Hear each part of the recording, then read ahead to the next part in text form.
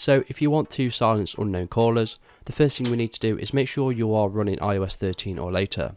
To do this, you want to go to the settings application, then you want to scroll down and click on general, then you want to click on the software update at the top, and then you want to check what version of iOS you are running. So with that out of the way, in order to actually silence unknown callers, the first thing we want to do is go ahead and click on the settings application again, then you want to scroll about halfway down and you want to go ahead and find the phone settings. Once you've clicked on that, you want to scroll all the way down again, and here it will say silence unknown callers, and you want to make sure this box is green. Now underneath it will say calls from unknown numbers will be silenced, sent to voicemail and displayed on the recent list. Incoming calls will continue to ring from people in your contacts, recent outgoing calls and saved suggestions. Now it's actually smarter than that, so as well as checking numbers in your contacts app, it will also look through mail and messages for unsaved numbers that you might be familiar with.